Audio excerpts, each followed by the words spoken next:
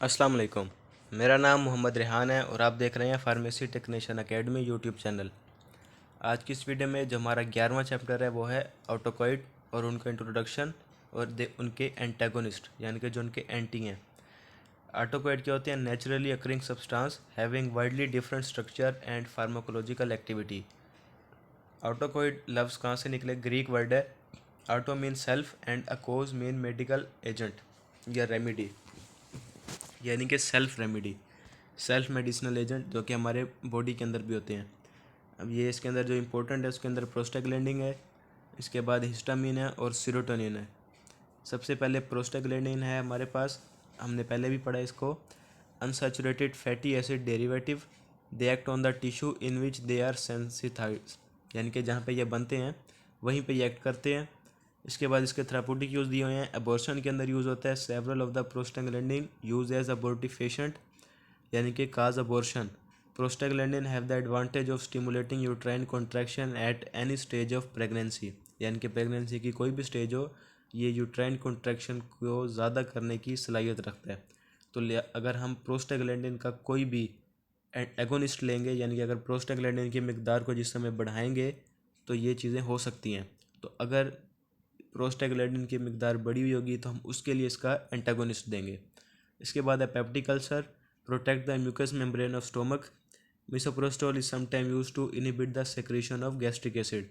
तो अगर आपको आपकी म्यूकस मेम्ब्रेन जो है स्टोमक की डैमेज हो गई है तो उसके अंदर भी ज़ाहिर बात है ये उसकी म्यूकस मेम्ब्रेन को प्रोटेक्ट कर रहा है, उसकी लेयर को इंक्रीज़ कर रहा है।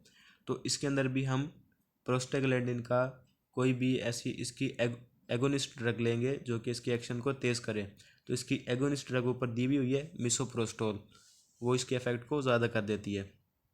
इसके बाद है हिस्टामिन हमारे पास, is also autocoid chemical messenger that mediate a wide range of cellular response including allergy, inflammatory reaction, gastric acid secretion and neurotransmission in the part of brain, यानी कि मुख्तलिफ फंक्शन है इसके। और ये मुख्तलिफ फंक्शन इसके मुख्तलिफ रिसेप्टर कर रहे हैं, जैसे H1, H2, H3, H4। तो ज़्यादातर जो हम स्टडी करते हैं वो H1 और H2 हैं। H1 जो है वो एलर्जिक रिएक्शन काज करवाता है और H2 जो है वो हमारे गैस्ट्रिक एसिड की सिक्रेशन को ज़्यादा करता है। अल्सर वगैरह के अंदर अल्सर का ये काज बनता है अगर ये ज़्यादा स्टिमुलेट हो जाए। तो हिस्टामिन के ज़्यादातर एंटी यानी कि एंटागोनिस्ट यूज़ होते हैं। मिसोप्रोस्टोल के ज़्यादातर एगोनिस्ट, यानी कि इसको जो इसके संबल मुआविन हैं वो ड्रग यूज़ की जाती हैं, और हिस्टामिन की एंटी यूज़ की जाती हैं जो कि एंटी हिस्टामिनिक होती हैं, एंटी H1 और एंटी H2। इसके बाद एंटी ये दी हुई हुई हैं इधर, H1 anti histamine, these are compound, these compound are H1 receptor blocker. They do not influence the formation or release of histamine. They only block the histamine response at target tissue. Target therapeutic uses के अंदर इसका हमने जैसे पहले पढ़ा कि allergy है, inflammatory condition है, मोशन सिकनेस है, नोजिया है, वोमिटिंग है, सोमनिफेशन, यानी कि अगर ये नींद आवर भी होते हैं, नशावर भी होते हैं। और इसके बाद H2 एंटी हिस्टामिन है। The chief clinical use is a inhibitor of gastric acid secretion in the treatment of ulcer and heartburn. इसके बाद है सेरोटोनिन, इसका भी एगोनिस्ट ज़्यादातर यूज़ किया जाता है क्योंकि अक्सर लोगों को सेरोटोनिन की कमी हो जाती है तो डिप्रेशन के शिकार हो जाते हैं, तो इसके लिए इसके एगोनिस्ट यूज़ किए जाते हैं।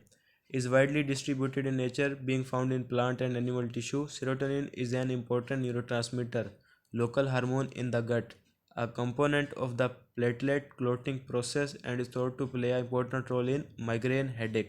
यानी कि इसके मुख्तलिफ फंक्शन है। ये MCQs भी आ सकता है इसका कि एक लोकल हार्मोन है गट के अंदर, हमारे GIT के अंदर, न्यूरोट्रांसमीटर भी है, प्लेटलेट क्लोटिंग फैक्टर भी है एक इम्पोर्टेंट, और जो हमारा मिग्रेन पेन होता है ज़्यादातर आधे सर का दर्द, उसके अंदर भी इसको यूज़ किया जाता है। उम्मीद है आपको ये ड्रग समझ आ गई होंगी। अगर कोई मज़ीद कोई सवाल है तो आप कमेंट सेक्शन में पूछ सकते हैं। अल्लाह हाफिज़।